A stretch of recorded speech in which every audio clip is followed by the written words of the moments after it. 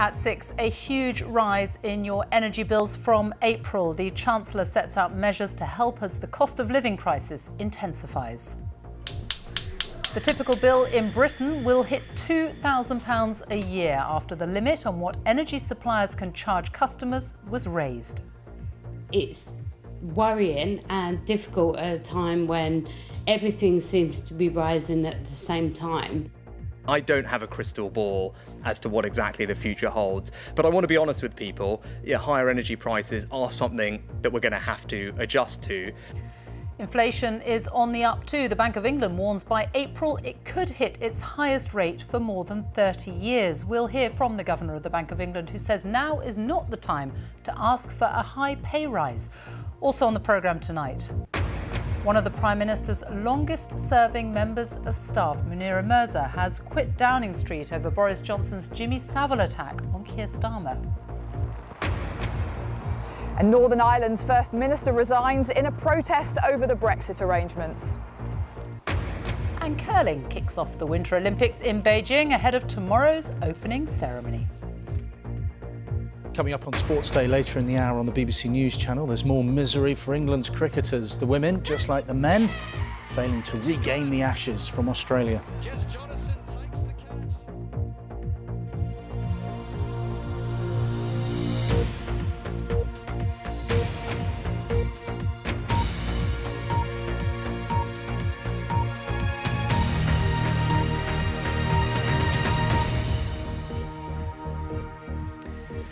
Good evening and welcome to the BBC News at 6. The cost of living crisis will intensify for millions of people in Britain this spring after the regulator, Ofgem, confirmed an increase in what energy companies can charge their customers. The Chancellor has been setting out measures to try to help millions of households who will now face soaring energy bills from April. The average energy bill will rise by almost £700 a year. That's because the energy price cap, which is what the typical household pays for energy if they're not on a fixed deal with their supplier, has been increased to almost £2,000. The changes will affect around 22 million households in England, Wales and Scotland. Interest rates have also doubled to 0.5% as the Bank of England tries to curb the rapid increase in the cost of living. And inflation, which is the rate at which prices are rising, is expected to peak at more than 7% in April, well above the bank's target of 2%. Here's our business editor, Simon Jack. For households like Suzanne's, the news today on energy prices was every bit as bad as feared. From April, fuel bills will rocket and tighten one of the biggest squeezes on household incomes in decades. It's worrying and difficult at a time when everything seems to be rising at the same time. And it's everything that you have to use, whether it be utilities, interest rates, petrol, food, everything's going up at the same time. Suzanne pays just over £1,100 a year for her energy. From April, that will rise by over 50%. And for a household using an average amount of energy, the annual price cap will rise from £1,277 to £1,971, a rise of £693, nearly £60 a month. Thank you, Mr. Speaker. Given the sheer size of the shock, the government felt it had little option but to provide some financial support. For me to stand here and pretend we don't have to adjust to paying higher prices would be wrong and dishonest. But what we can do is take the sting out of a significant price shock for millions of families by making sure the increase in prices is smaller initially and spread over a longer period. A rise of nearly £700 in average annual energy bills is a massive hit to household incomes. The Chancellor wants to try and soften it in two ways. First, in April, homes in council tax bands A to D, that's over 80% of households, will get a £150 rebate funded by central government. And then, in October, £200 will be knocked off everyone's bills, but that money will have to be repaid, £40 a year for the next 5 years. Now, the hope is that by then, the sky-high gas prices which have created this crisis may have fallen. But even the person who sets the price cap says that is far from certain. The head of Ofgem told the BBC there was no reason to think high prices would be short-lived. It's very hard to predict energy prices at the moment, so the market is incredibly volatile. So it's very hard to say what will happen at the end of this year or early next year. But right now, we are not seeing signs that these prices are coming down. Project we're looking at for this area. Visiting a community centre in Bletchley today, the Labour leader thought the measures were inadequate. It's a dodgy sort of buy now, pay later deal that doesn't come anywhere near meeting the cost or the increase in cost of energy bills. And it's really such a small response to a very, very big problem. And it's on the minds of so many people. Gas, even when liquefied and carried in tankers like this, is the subject of a global bidding war, which could yet intensify. Precisely why even energy retailers say we must invest in alternatives. The more we build UK energy independence through renewables, wind and solar, the cheaper our energy gets. Every windmill means we use less gas and we'll bring our prices down. But here and now, energy prices are sucking money out of household incomes, government coffers and the economy as a whole. Simon Jack, BBC News. Interest rates have risen for the second time in 3 months to 0.5% as the Bank of England tries to curb a rapid rise in the cost of living. The bank warned that price rises could speed up, with inflation predicted to hit more than 7% in April, the highest rate for more than 30 years. The Governor of the Bank of England, Andrew Bailey, has told the BBC that workers shouldn't ask for a high pay rise in order to help bring inflation under control. He was speaking to our economics editor, Faisal Islam. Prices rising everywhere, in our bills for food, in the price of used cars, and of course so much of it brought in on record shipments of tankers full of imported natural gas, piped straight into our bills. Today, the Bank of England forecasts that within weeks the rate of inflation will hit 7.25% before falling, driven by those energy price hikes. That's well above the Bank of England's target, the highest level in a generation. So today, the bank again raised interest rates to 0.5% to try to temper the rise in inflation. It is the second in what will be a series of rate rises this year, though rates remain low by pre-financial crisis standards. Those rate rises are having a real impact, for example, on Naomi Mellor trying to get a mortgage to buy a house, as incomes are generally squeezed. It's been a long and drawn out process since last year, and it's looking likely that we're probably going to be ending up paying £100 to £200 a month more for a mortgage than we would have done prior to a rate rise. And when you couple that with rising energy bills, we've had a doubling of our energy bills in the last 3 months. At the bank, what they're trying to do is stop expectations of rising prices becoming self-fulfilling, filtering longer term into prices and wages. They very nearly raised rates even higher today. Normally we get interest rate hikes like this to calm down a booming economy. The Bank of England's job is to take the drinks bowl away from the party. But there is no party here, nor in millions of households up and down the country. The Bank of England has lowered its forecast for the economy this year and next. And rising energy prices and food prices and taxes too are outweighing the rise in wages. This is a black day for living standards. The bank's forecasts showed that factoring in prices and taxes, the average take-home pay of households, which normally goes up, was going down by the largest amount since these figures began in 1990. And yet it is high rises in wages that the Bank of England is most concerned about. What we can do is try to prevent inflation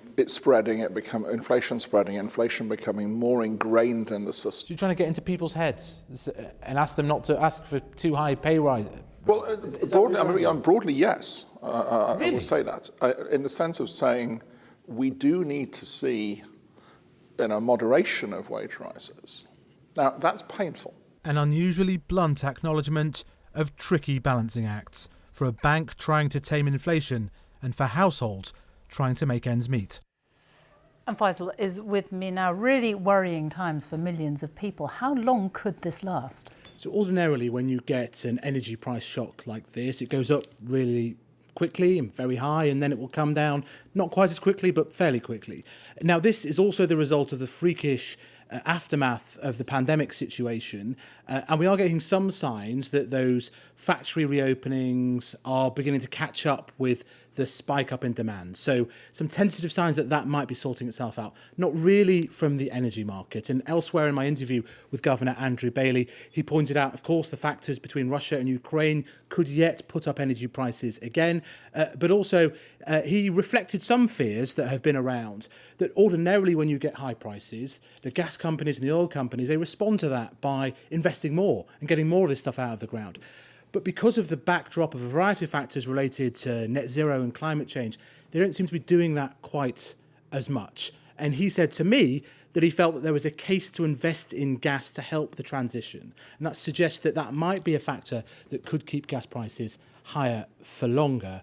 It's not that interest rates are going to deal with this issue alone. Our economics editor, Faisal Islam, thank you. And if you have any questions about today's announcement on energy prices, you can find more information on the BBC News website. That's bbc.co.uk/news.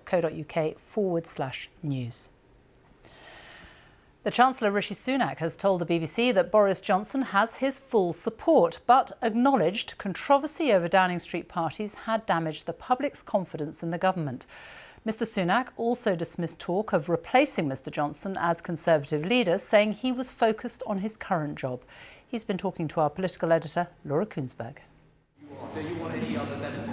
Everyone pays the bills, everyone will face the cost. But why is the Chancellor offering taxpayers help from the bottom all the way to the top?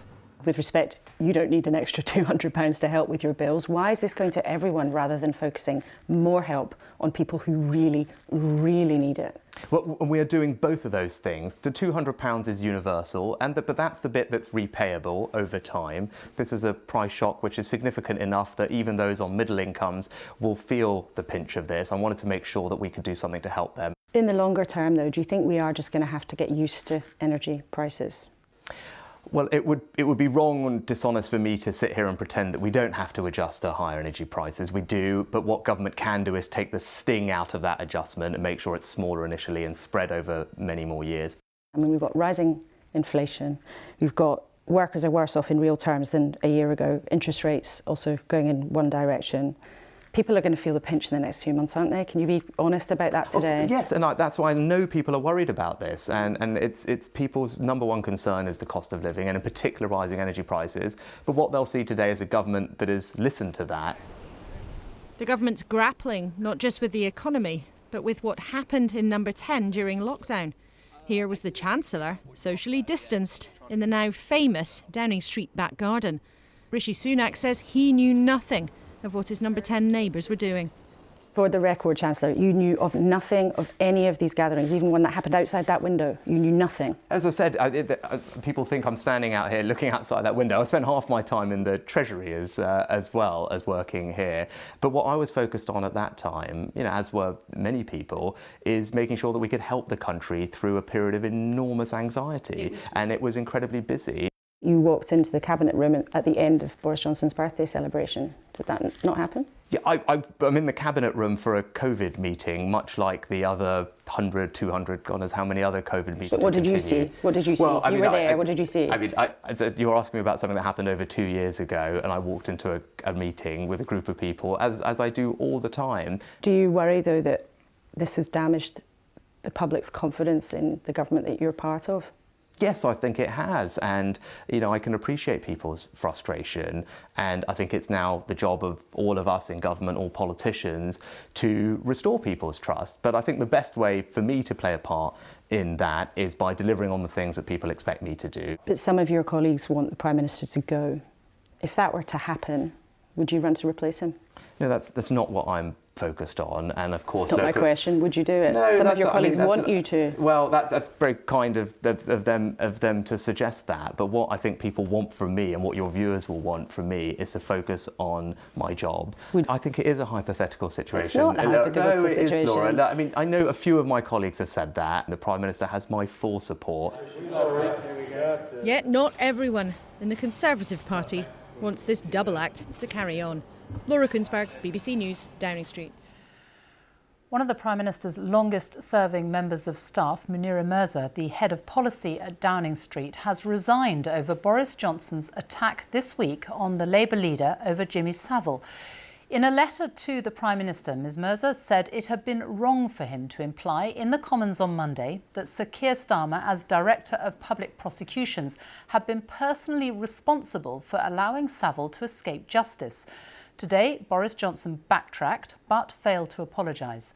Tonight, the Chancellor said he wouldn't have said what the Prime Minister said about Jimmy Savile. Our political correspondent Damien Grammaticus reports. Beset by crises, Boris Johnson's troubles have often seemed self-inflicted when he's veered off course. His remarks about Sir Keir Starmer on Monday met with dismay on all sides. So today he tried to row back a bit. I'm talking not about the leader of the opposition's personal record when he was DPP, and I totally understand that he had nothing to do personally with those decisions. I was making a point about his responsibility for the organisation as a whole. For Munira Mirza, though, Mr Johnson's failure to retract today was too much. It prompted her to quit. She's been at Boris Johnson's side for a decade, but says it was simply wrong to link Sir Keir to the fact Jimmy Savile wasn't prosecuted. It was an inappropriate and partisan reference to a horrendous case of child sex abuse, her resignation reported by The Spectator said, adding, "You tried to clarify your position today, but despite my urging, you did not apologise for the misleading impression you gave." On Monday, in the Commons, under pressure over Downing Street parties, the Prime Minister had gone on the attack. This leader of the opposition, a former Director of Public Prosecutions, Mr Speaker, said he spent most of his time prosecuting journalists and failing to prosecute Jimmy Savile, as far as I can make out, Mr Speaker. In 2009, Sir Keir oversaw the Crown Prosecution Service, but he had nothing to do with the decision not to bring charges against Savile. He told Tory MPs it was another reason they should consider changing their leader. Theirs is the party of Winston Churchill. Now their leader stands in the House of Commons parroting the conspiracy theories of violent fascists to try and score cheap political points. And while some cabinet ministers have defended Mr Johnson, the Chancellor today distanced himself. Being honest, I wouldn't have said it, and I'm glad that the Prime Minister clarified what he meant. This evening, Downing Street said it was sorry to see Munira Mirza go, but some in the Tory party are saying the resignation of Mr Johnson's longest-serving adviser is a sign that even some of those closest to him are starting to lose faith. David Grammaticus, BBC News, Westminster. The time is coming up to 6:20, our top story this evening. The energy price cap goes up by 54%. The average gas and electricity bill in Britain will hit almost £2,000 a year. And coming up, BAFTA announces its nominations for this year's awards. June leads the way with 11. Coming up in Sports Day in the next 15 minutes on the BBC News Channel, we'll look ahead to Rugby Union's Six Nations Championship that starts this weekend, with the home nations naming their teams for their opening matches.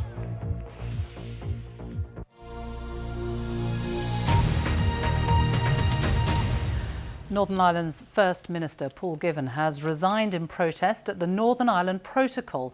The protocol governs how goods travel between Great Britain and Northern Ireland and was negotiated as part of the Brexit deal. It means goods crossing the Irish Sea into Northern Ireland are subject to new checks on entry. The idea was to avoid the need for checks on goods which travel into the Irish Republic. But unionists view this as effectively creating a border between Northern Ireland and the rest of the UK.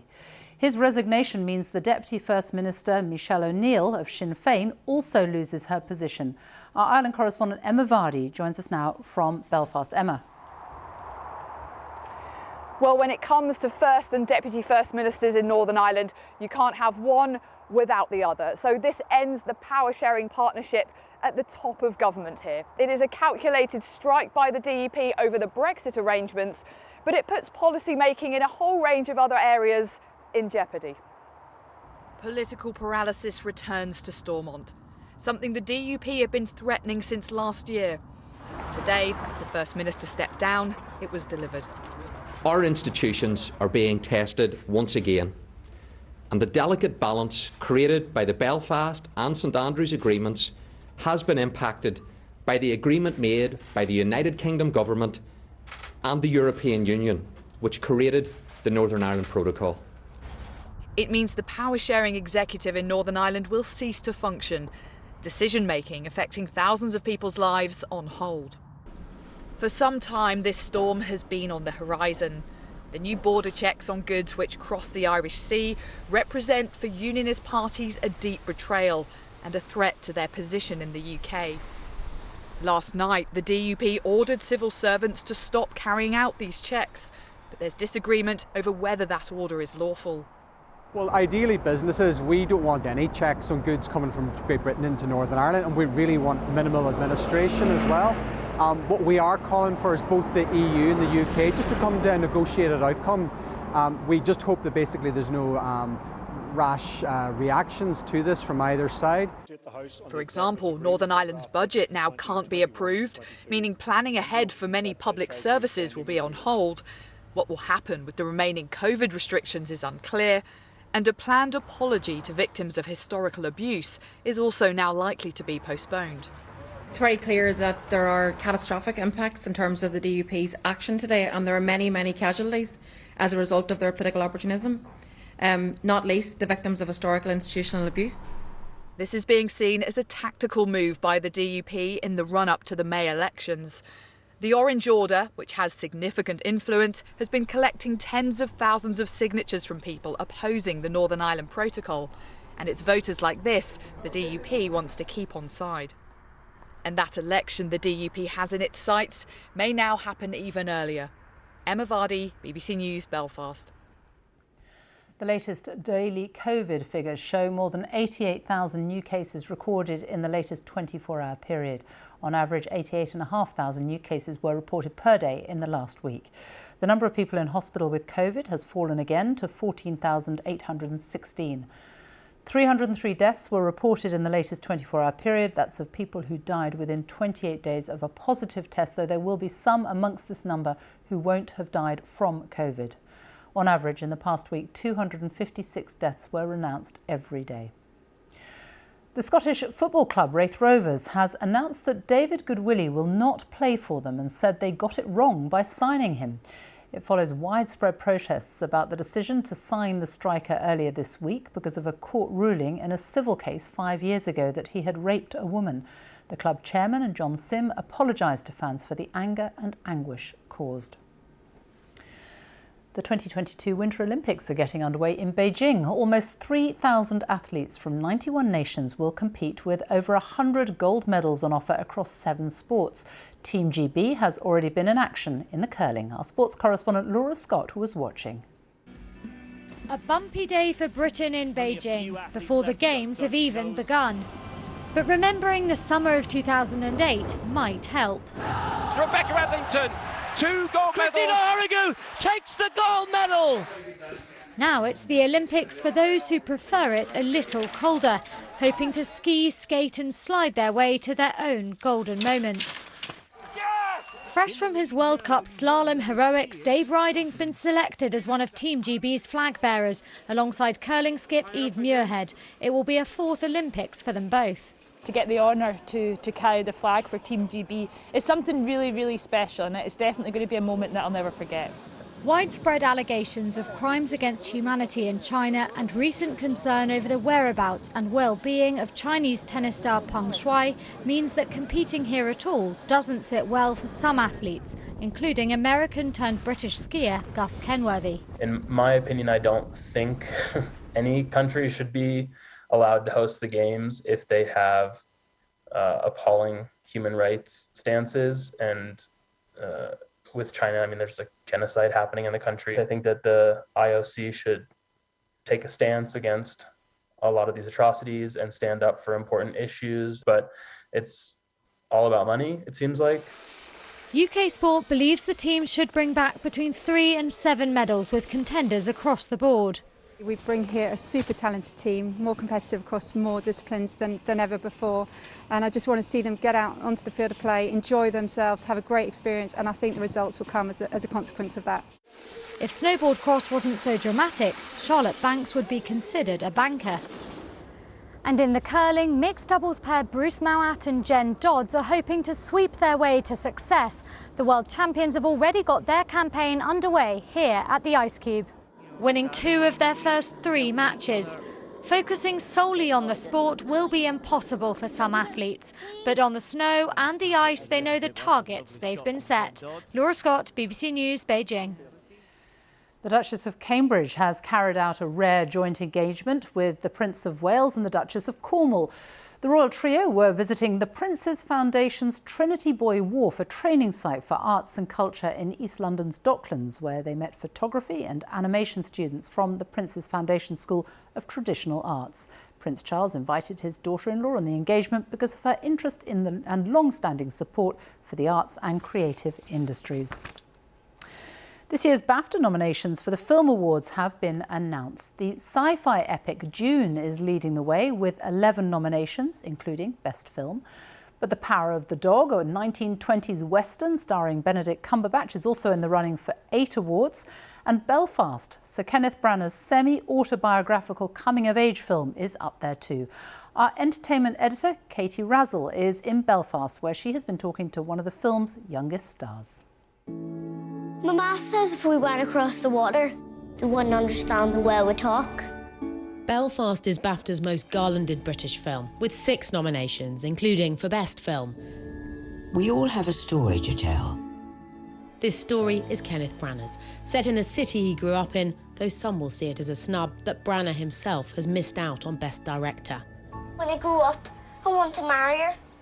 Jude Hill stars as 9-year-old Buddy on a set that recreated Branagh's own street. It's just pretty cool to be here. We took him to the real street, the original houses long gone. It is new and it looks a lot different than it did on set. Taking on being the young Ken could have been a challenge, but it clearly worked out. I don't think a lot of other 11-year-olds can say that Kenneth Branagh and Judi Dench and Ciarán Hinds are my best friends. Today, Hinds gets a nomination, as does Outlander's Katrina Balfe, in a film set against the backdrop of the Troubles. I didn't know what they were, and a kid my age probably wouldn't know about them either unless their parents or grandparents were affected by the Troubles in any way.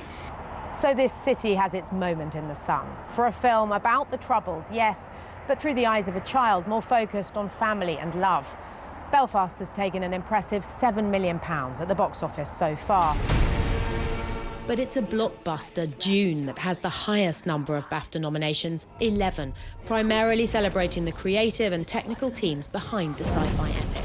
I wonder what little lady made these. Period Western, The Power of the Dog, has 8 nominations, including Best Actor for Benedict Cumberbatch and Best Director for Jane Campion. Half of BAFTA's directing nominees are women this year. It's great that BAFTA are really acknowledging her work now. I have to say it's personally a real thrill to see so many women recognised across so many fields, and particularly, for example, in the Best Director category. Don't know how to think? This BAFTA's aims to put rows over diversity behind it. You gonna show them how dangerous you are? Yes. Will Smith is nominated for the first time ever in King Richard. But there are upsets too. Nothing for Olivia Colman, Nicole Kidman or Denzel Washington. Why don't you and my mom act like brother and sister? The youngest nominee is another 11-year-old Woody Norman for Best Supporting Actor in indie road movie Come On, Come On. It was like the biggest rush when he said Woody Norman. So me and Mum just started screaming and jumping in the air. It was amazing. As for this 11-year-old, he's just enjoying the ride. If it ends up getting some Oscar nominations, what will your face look like then? Probably the exact same that I did when I found out that I got the role. Katie Razzle, BBC News, Belfast. Weather in a moment, but some breaking news for you now. There's just been another resignation from the Prime Minister's top team in Downing Street tonight. Our political editor Laura Koonsberg has the latest in Westminster. Laura. That's right, Sophie. Just in the last few minutes, we've confirmed reports that the Director of Communications, which is a really very important job in Downing Street, Jack Doyle, has resigned this evening. Now, we all know that Downing Street has been under significant attack in recent weeks, and there had been an expectation that Mr Doyle might be one of the casualties, because one of the things that is seen to have gone wrong is how the government, how the Prime Minister has been explaining himself in the face of all of those allegations about things that went on behind closed doors in Downing Downing Street during lockdown. But if you put together Mr Doyle's resignation tonight with the surprise departure of his policy head, Munira Mirza, which really is a significant thing, she'd been by his side for so long, it certainly adds to the sense of instability around Boris Johnson's leadership tonight. This could be, his allies may well suggest, it's the start of him trying to reboot and reset. But for his enemies and those who want him gone, it may be more evidence that things are deeply shaky and it could be time for the Conservative Party to rethink. Laura Kingsburg with that breaking news. Thank you. Weather now with Sarah Keith-Lucas. Hello. Hi Sophie. Well, it's been another mild day out there today, and for some of us there's been a bit of sunshine around too. This was the picture as the sun set a little bit earlier on in St Morgan in Cornwall, so some clear skies around there. But things are about to change in terms of the weather forecast. We've got a cold front moving its way in, and this is going to usher in colder air, windier and wetter conditions over the next 24 hours or so. So we've already got that rain across Scotland and Northern Ireland. On the rear edge of that, it's turning for a time to snow over the higher ground as it shifts its way further south. Windy conditions, gales across Northern Ireland and Scotland through the night.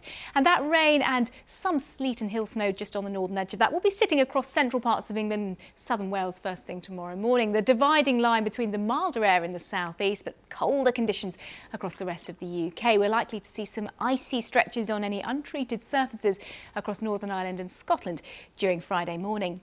Further south though, we've got this band of wet weather pushing across East Anglia and the southeast through the morning. Perhaps a little bit of sleetiness for the likes of the Chilterns, the North Downs for instance as well. That clears away by about lunchtime and we're all in sunnier skies, but that cold northwesterly wind blowing, so gusts up to about 45 or 50 miles per hour across the northwest. So that's really going to take the edge off the temperatures.